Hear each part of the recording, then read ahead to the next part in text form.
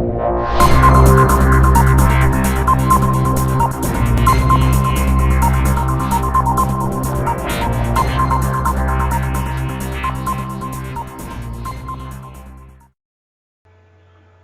to Independence Nation on the Light of Life Network. Have you ever wondered about our monetary system here in the United States, even around the world? Do you wonder about the Federal Reserve? The fact that it's not federal at all. It's actually a private banking institution. Have you ever wondered about our system, our monetary system, and how it's based on scarcity? Based on lack and debt, and that it's also based on competition, and that those who may be outside of that competition often end up poor and with nothing. Today we're going to take a look at an alternative currency system and a few alternative currency systems, and what I like to call alternative currency systems. The winds of change are coming, because something has to change from this current monetary system that's based on debt and that has left millions of people, even millions of Americans, with nothing. So let's take a look at what is an alternative currency. An alternative currency, or what is also called private currency, is any currency used as an alternative to the dominant national or multinational currency systems. And so this is sometimes also referred to as fiat currency, but it's currency that is different from the national currency. They are created by individual corporations or organizations. They can be created by national, state, or local governments, or they can arise naturally as people begin to use a certain commodity as a currency. That's right, that people can come together and decide to use another commodity as a currency, and therefore support ourselves off of this current monetary system. So let's look further.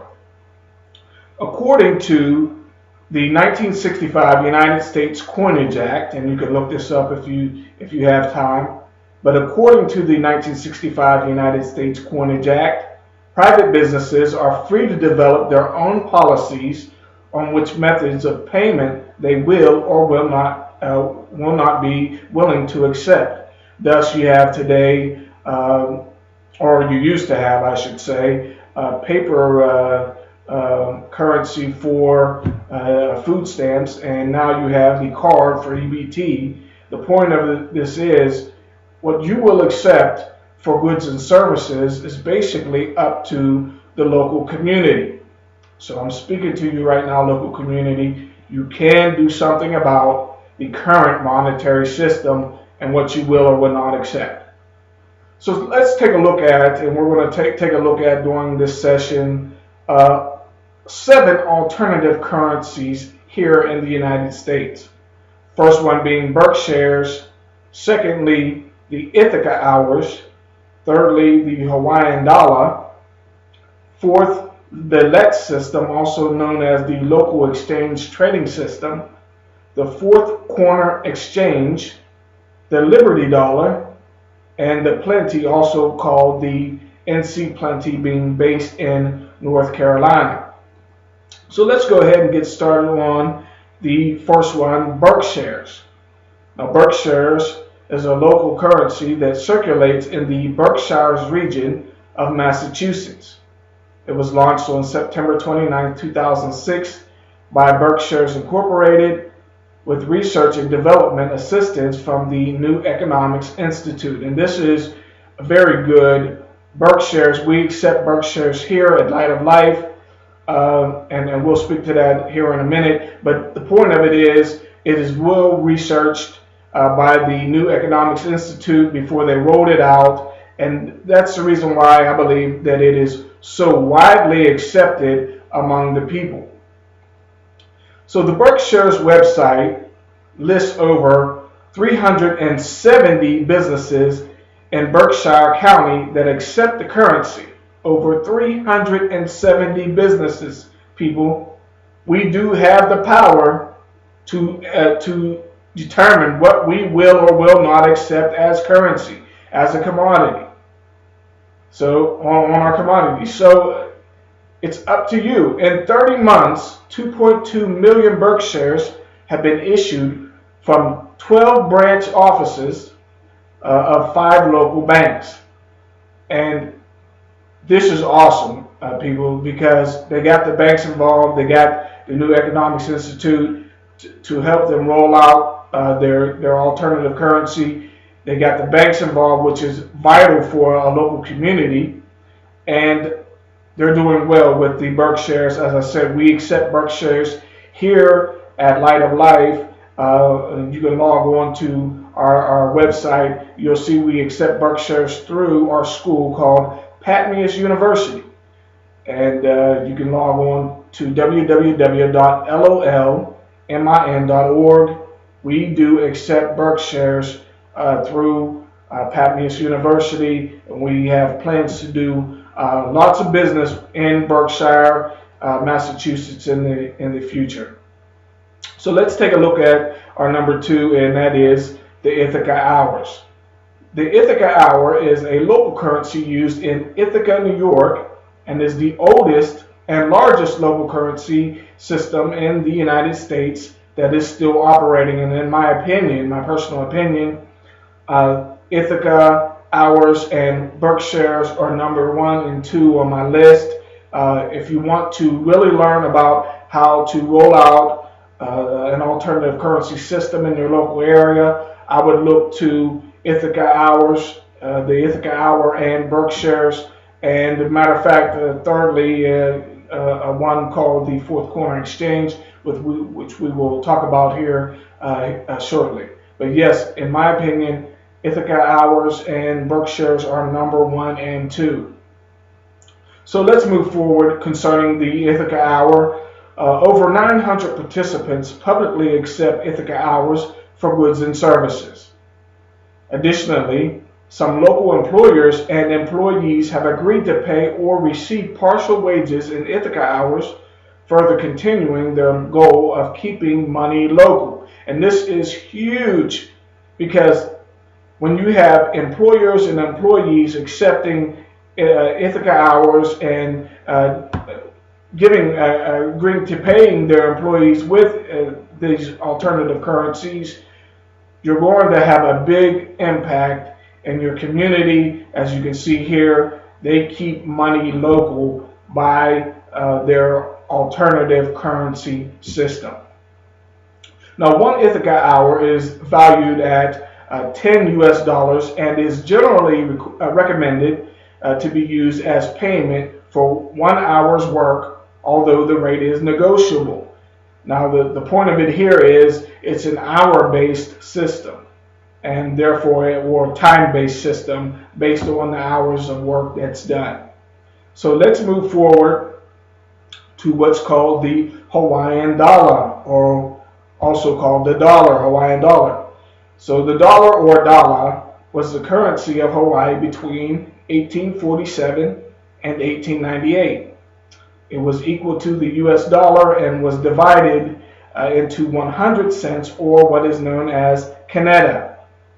So this Hawaiian dollar was created, and then it was brought back into service. As you can see here, the Hawaiian dollar, a voluntary bartering tool for goods and services at participating merchants, was launched by Bernard von Nothaus, or should I say relaunched by Bernard von Nothaus, is very good, or was a very good economist. So he brought back this system, this Hawaiian dollar. Now, the gold and silver based product holds its value and protects consumers' purchasing power better than the US dollar. And that is personally said by von Nothaus. And as I said, he was a very good economist. But remember that name, von Nothaus, Bernard von Nothaus, as we will speak of him here shortly, as he created another alternative currency system that the government basically didn't agree with, and it was widely accepted, and therefore he came under heavy scrutiny by the U.S. government. So let's move forward. Next is called the LET system, or what is known as the local exchange trading system. A local exchange trading system is a locally initiated, democratically organized, not-for-profit community enterprise that provides a community information service and records transactions of members exchanging goods and services by using the currency of locally created LET credits. So in layman's terms, you have a nonprofit organization, not there on the basis of on personal gain like the Federal Reserve is, but they are nonprofit, and that they record the transactions for the people. If I'm not mistaken, this is a virtual transaction, so the actual transaction is done virtually. So I hope that's correct. I believe it is. I don't have my notes in front of me right now. If I'm mistaken, please bear with me. Sometimes I don't have my notes in front of me. I know I used to speak to you with notes in front of me. I don't do that anymore. So I study all week long to bring you the information. But as of my knowledge, this is a virtual based system for the people, and this nonprofit records the transactions for them. And this LET system basically does not have any debt. It's not like the current system that is in place. You simply, based on credits, when you use up your credits, you go back down to zero, and there is no usury involved. So let's move forward. LET networks use interest-free local credit, so direct swaps do not need to be made. So yes, this is the virtual system here. For instance, a member may earn credit by doing childcare for one person and spend it later on carpentry with another person in the same network. So you have the system set up, the nonprofit records all the information, and it is virtual. So, and that sounds like an awesome thing to do. If your community wants a system in place, this LET system sounds very doable of your community. In LETs, unlike other local currencies, no scrip is issued, so no paper money is issued. Once again, this is all virtual. But rather, transactions are recorded in a central location open to all members, so they can go and see who does what for goods and services, who has what available. As credit is issued by the network members for the benefit of members themselves, LETs are considered mutual credit systems. So once again, mutual credit just means that there's no usury involved. There's no debt. You simply go back down to zero credits. You don't ever have to worry about a loan or anything of that nature, or having to give up any of your possessions on the basis of debt. So let's take a look at the next system, which is called, as I spoke of earlier, the Fourth Corner Exchange. Now, the Fourth Corner Exchange Incorporated is a sustainable community currency based in the Pacific Northwest, USA. Founded in 2002 by Francis Eiley, and I hope I'm pronouncing that correctly, but by Francis Eiley and a group of like-minded friends. Fourth Corner Exchange started trading in January of 2004, utilizing a basic time dollar system, which means they use the system the Ithaca hour used based on time. So they had the time dollar system, and they have some features of the LETs, the local exchange trading system as well, but with important differences from both, which are described on their website. So if you'd like to find out more concerning their hybrid of system, having the Ithaca hour dollar system with the LET system, you can log once again on to Fourth Corner Exchange at www.fourthcornerexchange.com. So let's move forward concerning this Fourth Corner Exchange. You'll find that there are presently over 550 members in Bellingham, Washington, and this is kind of dated information, so there's even more now. But there were over 550 members in Bellingham, Washington, Port Townsend, Washington, Everett, Washington, Mount Vernon, Washington, and Portland, Oregon. So, which lets me know that this is no longer just a local system, but this has become a regional system. Once again, one of the best systems that are in place. So, let's take a look at what we have now. It's called the Liberty Dollar. The Liberty Dollar was a private currency, and I said that correctly, was a private currency produced in the United States. The currency was issued in mint metal rounds, or i.e. coins, of gold and silver certificates and electronic currency. Sounds very doable, right? The problem is that according to court documents, there were about 250,000, which actually there were over 250,000 holders of Liberty Dollar certificates, which brought them into scrutiny. As I previously stated, that Bernard von Nothaus was the creator of or brought back the Hawaiian Dollar. He also did the same for the Liberty Dollar. And actually, this is dated information. If it was still going on today, the Liberty Dollar would be somewhere around the around the 1 million holder mark. And that's why the government decided to take a closer look at Bernard von Nothaus and basically brought down scrutiny on him and decided to prosecute him in any way they could. And we've seen this type of thing before. As I had a note in history, we saw the same thing with the FBI concerning the Italian groups that were doing different types of gambling. And what they did was they shut them down, they put them in jail, and then state-run gambling, which what we have today, actually came out of that. So what you find is, if you're too big for them, you're doing too much business over them, they'll shut you down, they'll put you in jail, and they may come up with the same system later on, which I think they drew that system, they drew Bitcoin from the Liberty Dollar. So you'll find that these things happen. So concerning this same issue, Claudia Dickens, spokeswoman for the U.S. Treasury Department's Bureau of Engraving and Printing, said concerning the Liberty Dollar, "There's nothing illegal about this." She later recanted as Bernard von Nothaus was raided by the Department of the Treasury Department. So let's move forward.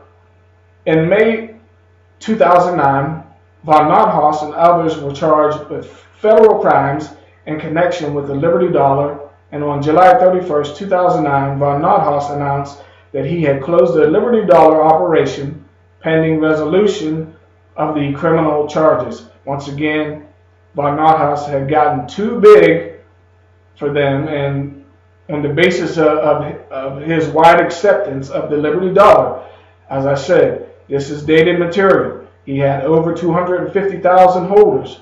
Today, he would have reached been around the million holder mark. And once he would have hit that million holder mark, it would have spread like wildfire. And so what they did was shut him down before he got any bigger. And thus, on March 18, 2011, von Nothaus was pronounced guilty of possessing, and selling his own currency. Now, the same thing that the Federal Reserve does, but they don't receive any legal action. They make, possess, and have their own currency, and they put this country and they put the people of this country under huge debt. And when they don't like the laws are not going their way, they'll simply state inflation and take what you own. Yet, this man does the same thing but in a community-based way to edify the community, and he gets thrown in jail for his wide acceptance of his Liberty dollars. So let's move to our last one, called the Plenty, or also known as the NC Plenty. So the Plenty is a local currency used and accepted in Pittsboro, North Carolina, by a growing number of businesses for goods and services. So no different to what anyone else has done. The currency is managed by the Plenty Currency Cooperative Corporation. Once again, like past ones, they had a company help them roll this plan of alternative currency out. So it is managed by the Plenty Currency Cooperative Corporation and is backed by Capital Bank with United States dollars. 10 Plenties may be purchased for 10 US dollars. So they made it equivalent to the US dollar. So Plenties can be traded for goods and services or exchanged for United States dollars at businesses that accept them.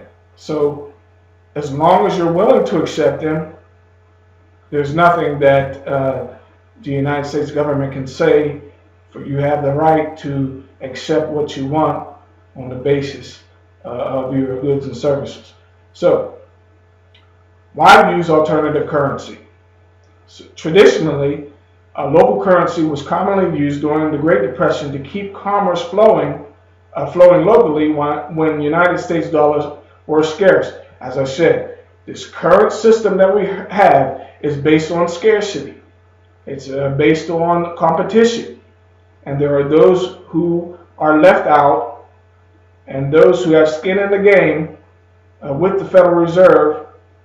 So the basis is that everyone has to compete for the dollars. For a quick example, let's say the Federal Reserve puts out $1 billion to the United States. But it's not just competed among the United States, but it's also competed globally for US dollars. So there are those who aren't going to aren't going to get that money, and there are those who will accrue huge amounts of debt, because if the Federal Reserve puts out $1 billion and they say we want, let's say, 20% on the interest on the money, how do you get more money from the $1 billion? You can't. It's a system based on scarcity, on debt, and purely on competition that leaves people out of the game, and thus you have people with skin in the game that run the government. So let's move forward. Why use alternative currency? Now, alternative currency, and what I should say here is, why should the Ohio Valley, and I'm completely talking straight to you now, Ohio Valley, that you're going to have to create an alternative currency to revitalize the area. You cannot wait on bailouts or what's soon to be coming are bail-ins, where people's money from bank accounts will be seized in order to stabilize the government. So Ohio Valley, you have an opportunity to create your own currency and make it a somewhat regional currency, as it could be widely accepted from St. Clairsville all the way into Wheeling, West Virginia, all the way as far up to as Steubenville. But you're going to have to create an alternative currency to revitalize the area. So why use alternative currency? Because it brings increased volume of currency in a local area. So it edifies the local area.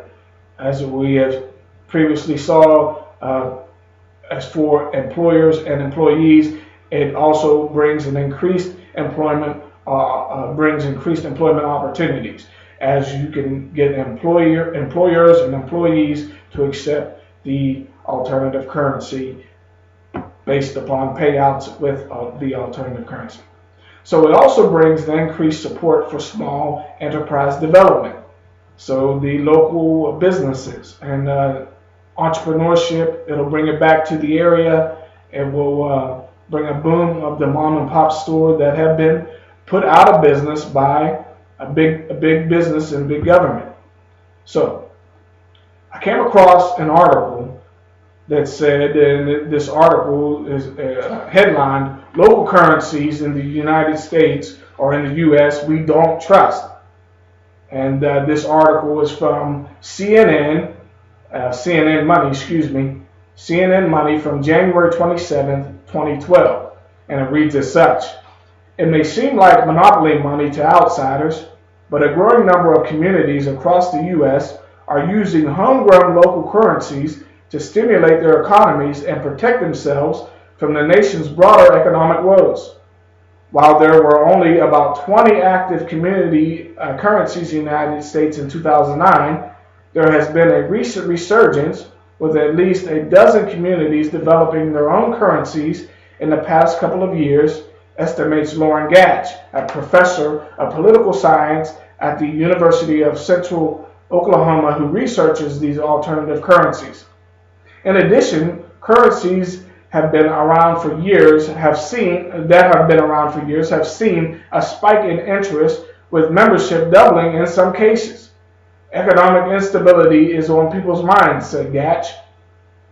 Now, even state governments are exploring the option. That's right, even state governments are exploring the option. Lawmakers in more than 10 states, including Virginia, Georgia, North Carolina, Idaho, and Tennessee, have been circulating proposals to introduce alternative currencies, many of which would be issued in the form of gold or silver coins. The Constitution, it says here, the Constitution prohibits individual states from printing and issuing paper money as legal tender, but they are allowed to use coins as currency, said Gatch.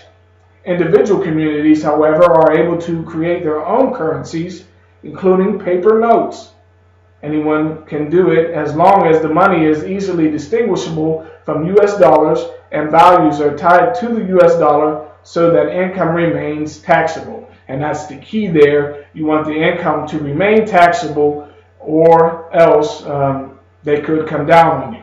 But you can create your own paper money in local areas. So, you may be asking yourself, how do I get started? How do I get started with an alternative currency in my local area? Well, my advice would be to, one, get in touch with one of those local currencies that I spoke of. Ithaca hours are good. As I said, the Berkshires are good. But particularly this one here is significant for a reason. Let's take a look. You can log on to fourthcornerexchange.com or www.fourthcornerexchange.com. The reason why I chose fourthcornerexchange.com for this is because it has open source software that can help you with getting started with your community local alternative currency. So I'm Keith Pitts. I hope this has been informative. And as usual, you know what I'm going to say, get sustainable. And I'll see you next time here on Independence Nation.